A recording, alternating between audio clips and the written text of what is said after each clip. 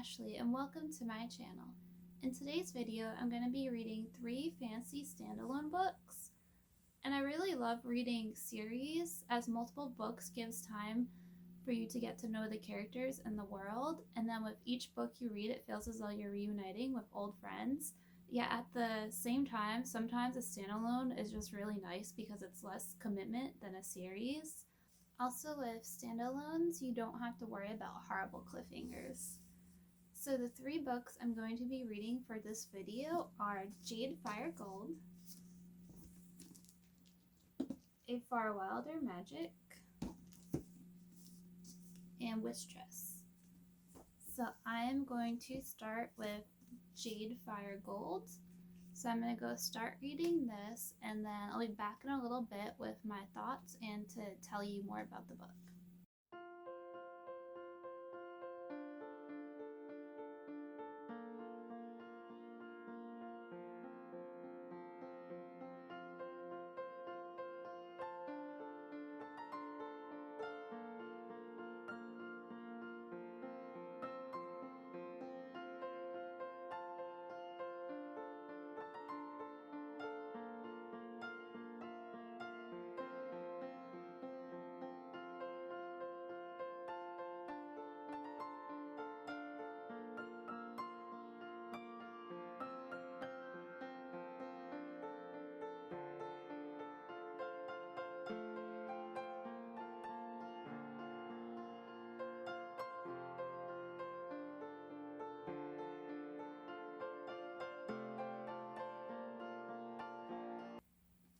So I'm back with an update. I'm about 50 pages into this book and it has been very interesting so far.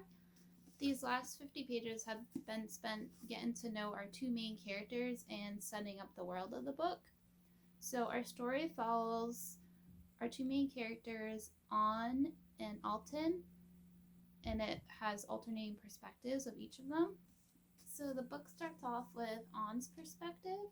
An is 16 years old and lives in a desert village with her grandmother, and we learn that her grandmother is not a blood relative of hers, and it was actually 10 years ago that her grandmother took her in when An suddenly showed up in their town all alone with no one to take care of her.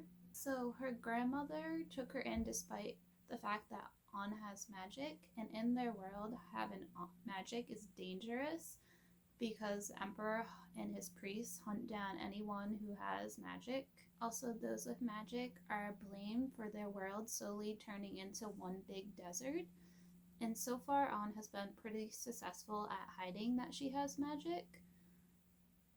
However, at the start of the book, An is really struggling because her grandmother is sick and she needs to get her grandmother medicine. However, An lost her job as an innkeeper 2 weeks ago, so she can't afford the medicine. So An is thinking of selling this jade ring that she has, but the only thing is the jade ring is the only memento of her birth parents that she has. But she really needs to get medicine for Alma, so she takes the ring and goes to try to sell it. But then she hesitates and instead she steals this sword because she's thinking, oh, I can just sell this sword instead and hang on to my ring. However, the owners of the sword catch her in the act, and this ultimately ends with them confronting her, and during this confrontation her magic ends up pouring out of her. So the second main character is 18-year-old Alton. He is the son of the previous emperor, and he has spent the last 10 years of his life in hiding and with mostly everyone believing that he is dead. And this is because 10 years ago, his uncle, his father's brother, betrayed his father and killed him and took over the throne. Alton's father actually stopped the priest from killing people who had magic. However, this created a lot of enemies, and we also learned that it was actually the fault of Alton's great-grandfather using dark magic that resulted in the land transforming from a place of green to a desert. After his father's assassination, Alton and his mother and sister fled, but unfortunately assassins ended up catching up to them, and Alton was the only one to survive that encounter. So now Alton wants to get revenge for his mother and his sister, and he needs to find this person with a particular type of magic called the Life Stealer. And he needs to find the Life Stealer because they're the only ones who can find the Sword of Light, and the Sword of Light is the only thing that can reverse the damage caused to the land by the dark magic. So far, An and Atlan have briefly met, and I have a feeling that soon they're going to be joining up because clearly An is going to be the one who has the Life Stealer magic. So now I'm going to take a reading break and get some lunch, and I also want to check out this Asian drama called Word of Honor. And that could be dangerous though, because the last time I watched an Asian drama, which was The Untamed, I binged the whole series in like 2 weeks and it was amazing. So if you like Chinese fantasy dramas, I would definitely recommend The Untamed.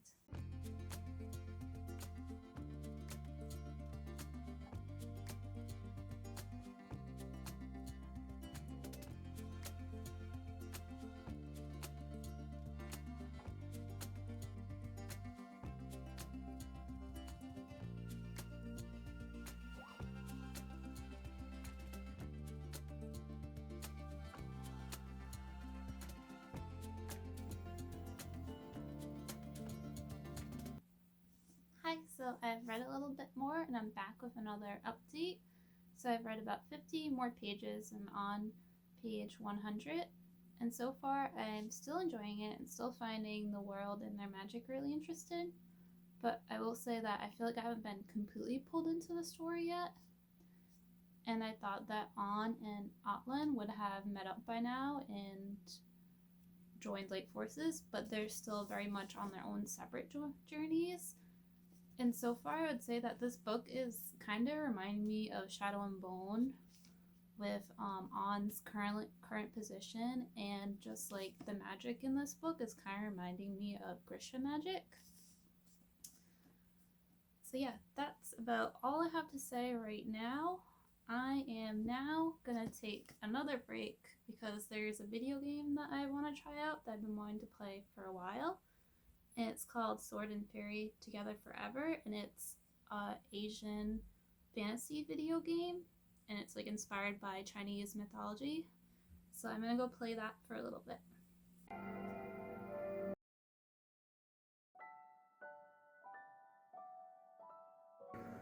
Hi, so it's some days later and I'm back with an update. I have finished this book and overall I enjoyed it, though it did fall a little short for me. I never quite got that I can't put this book down feeling, like I could easily just put the book down and go to work or do whatever else I had to do. And the main characters, An and Alton, I liked them and I thought they were like went through good character development throughout the book, but at the same time I didn't feel like super attached to them, and I was actually more interested in some of the side characters, and I thought it would have been really interesting and would have like helped further my enjoyment of the story if those characters had like chapters from their perspectives. But that's just like my personal opinion. The plot was solid and it kept my interest, but it didn't like really blow me away. It was kind of just like an average YA fantasy read for me. Similarly, I felt like there were some cute moments between An and Alton, but I never felt fully invested in their romantic relationship, and it felt like a little underdeveloped to me. I did like how everything wrapped up in the end, and I thought that the ending of the story was good. The only thing was at the very end, there's an epilogue, and almost seems like it's hinting towards possibly another book. So like this might not be a standalone after all, but if anything, it seems like that other book is going to be more of a companion novel than a direct sequel if there happens to be another book. So overall, I'm giving this book 3 stars because while I didn't love it, I did enjoy my time while reading it. And I would say though that if you're a huge fan of Shadow and Bone, then you should definitely check this out because there's some similar elements in this one and definitely gave me Shadow and Bone vibes. So now I'm gonna start a Far Wilder Magic. So I'm gonna go and start that now, and then I'll be back in a little bit with my first impressions and to tell you a little bit about the book.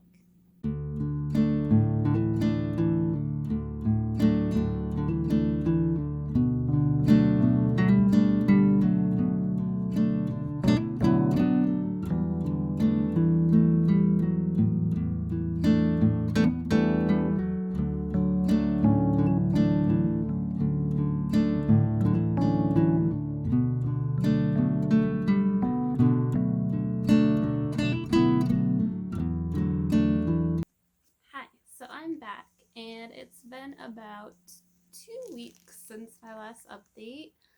I did just finish this morning, so it took me like a really long time to get through this because I got distracted by that Asian drama, Chinese historical drama that I started, Word of Honor. So it sucked me right in, and I got to the point where like all I wanted to do in my free time was watch that. So I did. So I watched all 36 episodes of it, but it was like so amazing that like when I finished it, I felt like there was a hole in my life where it used to be. So it was like after finishing like a super good book, like a how you can get a book hanger. Well, I got like a Chinese Asian drama hangover. So of course I had to go find a new one to start just to fill that hole that the other one left behind. So I started The Legend of Faye, and that one's 50 episodes long, and I'm about halfway through, and I'm trying like to not binge this one, but it's also really good. I'd say it's not quite on the same level as Word of Honor or The Untamed. Like if I was rating those out of 5 stars, they would both be 5 stars, where Legend of Faye is more about like 4 stars, maybe 4.5. But yeah, so that distracted me from reading this book. And also, by the time I finished Word of Honor and started Legend of Faye, I also got sick. So then I still didn't feel like reading. And that's why I'm mostly better now, but I'm still a little stuffy, so if my voice sounds a little funny, that's why. But yeah, so that's my tangent of things that have been happening in the last couple of weeks. So now, let's talk about this book. Like Jade Fire Gold, this book has 2 main characters with alternating perspectives. Our first main character is 17-year-old Margaret Welty. Margaret lives in a manor outside the town of Wigton, and currently she is all alone in the manor because her mother, who is an alchemist, is on a research trip and has been away for the past 2 months. And Margaret has no idea when her mother is going to return, but she hopes it's going to be soon. So she spends her days just taking care of the manor with her hunting hound Trouble as her only companion. Our second main character is Weston Winters, and Wes wants to become an alchemist in order to support his family. But to do so, he needs a teacher, and unfortunately all the previous apprenticeships he's had have failed, so Margaret's mother is his last hope. Unfortunately, when he makes it to the manor, it's only to learn that her mother is not there, but he ends up convincing Margaret to let him stay at the manor until her mother returns. So Margaret and Wes end up entering this hunting competition known as the Half Moon Hunt, and during this hunt they're hunting the legendary creature known as the Hala. And the Hala is a creature that's very much shrouded in mystery, and right now it's taking on the form of a giant white fox. And depending on religion, the Hala can be seen as a devil or as a messenger of God.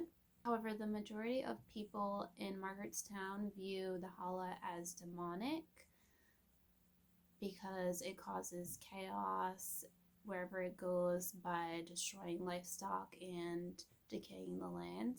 Speaking of differing religions, the book also deals with religious discrimination because while the townspeople are the majority religion, both Wes and Margaret are from different religions, so they've had to deal with religious discrimination their whole lives. By entering the hunt and winning, Margaret hopes to gain the approval of her mother, and Wes hopes to be able to get an apprenticeship with Margaret's mother. However, over the course of the book, as things happen and the story unfolds, the two begin to like question what they really want from life. So that's the main premise of the book. Now for my thoughts. So this book is very much a slow burn. It very much takes its time developing the characters of Margaret and Wes. And I like that because I like character-eccentric books. I found Wes and Margaret's interactions to be very entertaining because they are very much opposites. Margaret is a very realistic, no-nonsense type person, whereas Wes is very bubbly and optimistic. So they kind of have like the grumpy sunshine trope going on the surface, which is always fun to read.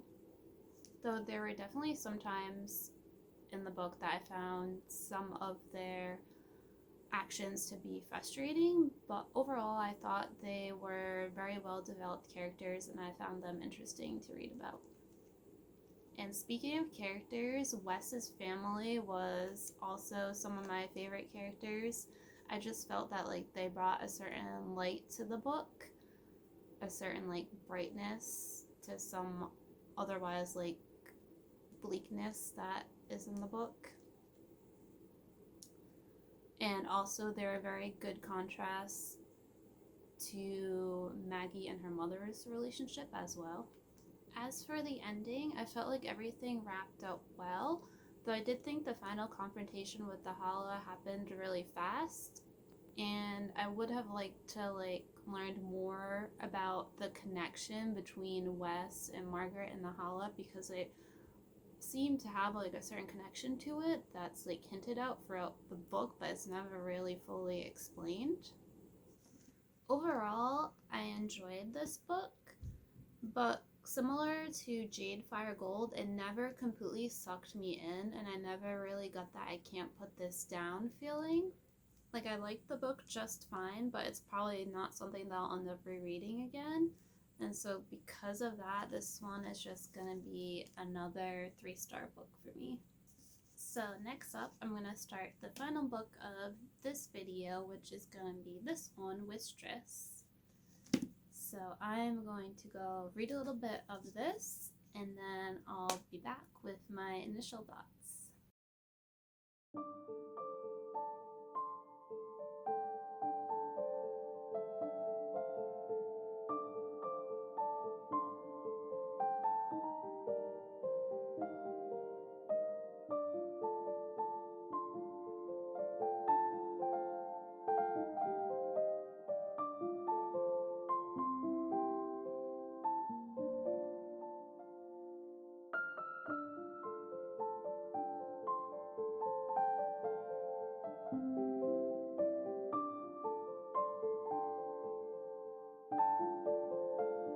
Hi, so I'm back with an update. I'm about 40 pages into this book and I am liking it so far. Like the last 2 books, this book follows 2 main characters with alternating perspectives, and our main characters are Mirtha and Bastion. Both of their chapters started with very interesting first lines that drew me into both of their respective perspectives.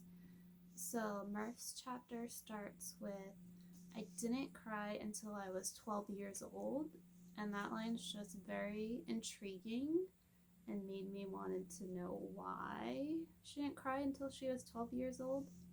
So in her chapter, we learn that her tears have the power to grant wishes, so she is a Wistress, but unfortunately her tears first manifest when she is 12 years old, and they ultimately lead to the tragedy of her parents' death.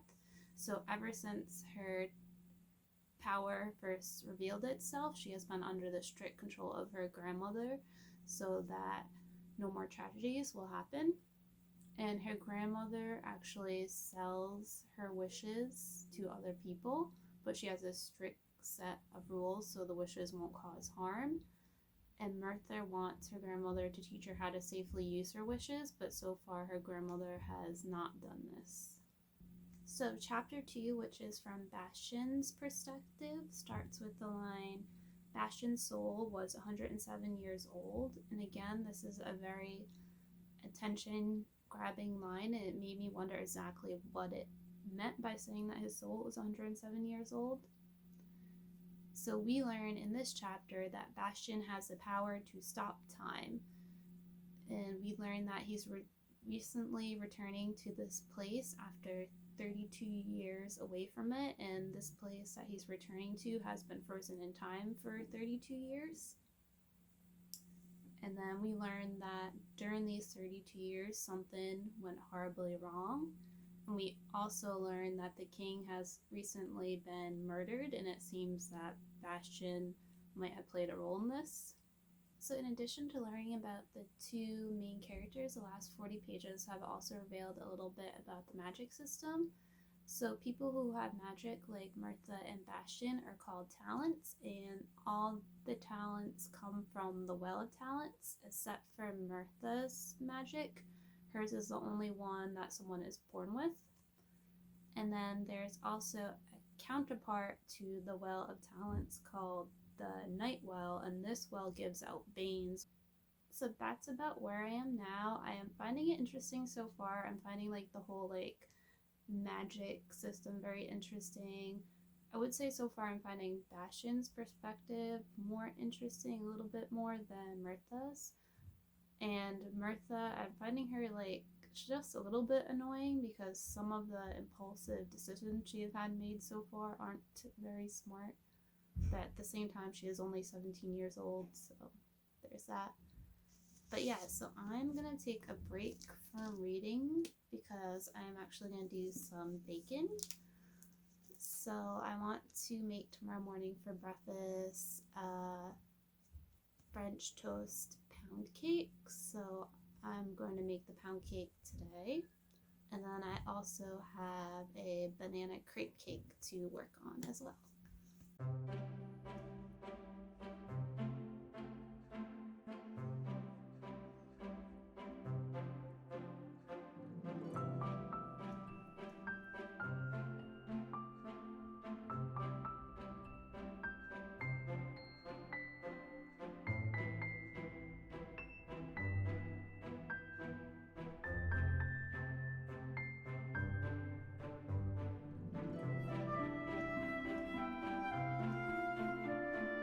This book, but before I give my final thoughts on it, I want to do a little book unboxing. And so I have this package here that has a book in it, and it's a fantasy romance book, but it is not a standalone. So we're gonna open this.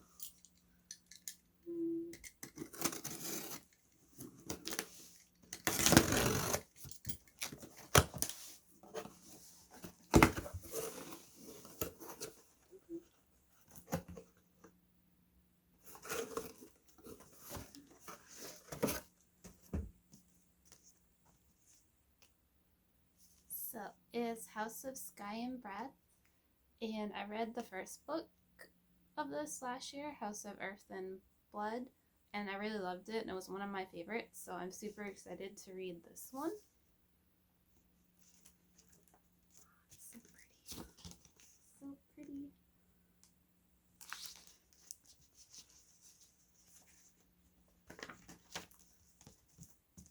So yeah, that's the book I got.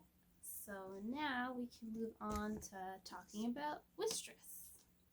So my final thoughts about this book. So going into this book, I was really intrigued by the plot and magic system, but I was worried about the main female character, Mirtha, because I didn't really like her very much in the beginning. I just found her a little annoying, and some of the decisions she made at the beginning of the book were just like, they made me mad. But as the story progressed, she did grow on me, and she actually by the end developed into a character that I actually really liked and respected.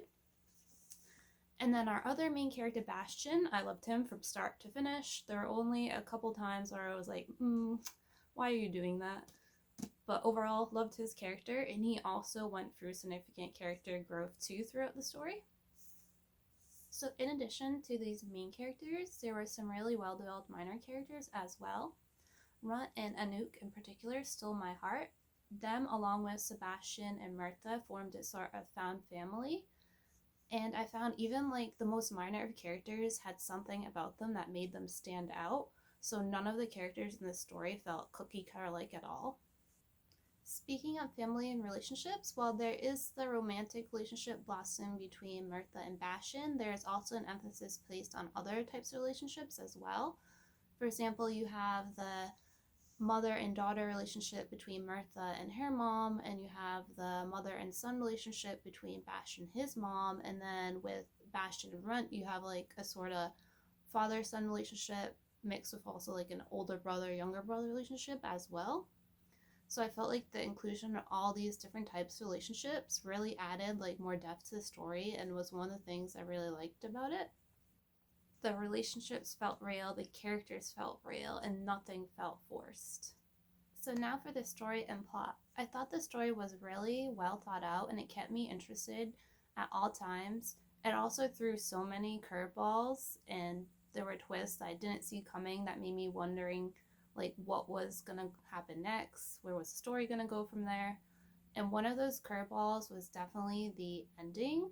At first, I wasn't sure what I thought about the ending, but then after thinking about it, after letting it process, I realized that the ending really suits the book overall, and I'm satisfied with that ending. Another aspect of the book that I thought was really well done was the magic system. It was actually a pretty simple magic system with people gaining a power from either the well talents or the night well. And these powers could be anything as simple as something such as being a really good cook or something more extraordinary like Bastian's power of stopping time. And I felt like these powers were very similar, like they reminded me of the powers from the Graceland series or My Hero Academia. I thought this magic system worked really well with the story, and I also just really love stories with people that have magic powers. So one other thing I want to mention is the writing style of this book. This book was just so well written, and I found like so many like memorable quotes that I just wrote down in my little strawberry notepad. Also, I just want to mention that this book really gave me Studio Ghibli vibes. It reminded me of a combination between Spirited Away and Howl's Moving Castle. The main character, Mirtha, reminded me so much of Chihiro in like terms of like where she starts as a character and then her character development and how she ends up as a character. And also Mirtha's whole curse and her subsequent journey reminded me a lot of Sophie's position from Howl's Moving Castle. And then also Runt reminded me so much of Markle from Howl's Moving Castle, just with the way he is and his relationship with Bastian. Also, the magic system and the world just overall gave me Studio Ghibli vibes. Overall, of the 3 books I read for this video, this one was my favorite. I'm giving it 4 stars because I thought the characters and the plot were all very well developed and very well executed. I am not giving it 5 because it didn't quite reach the 5-star level in terms of enjoyment for me, but it was still a very solid read, so I'm giving it 4 stars. I would recommend this book if you enjoy Studio Ghibli films or really like magic systems, like the magic systems from the Graceling series, or if you just want a fantasy romance with a solid story and characters. So that is about it for this vlog. Let me know in the comments down below if you've read any of these books, what your thoughts were, if you're planning on reading any of them in the future. Let me know. Thank you for watching, and bye!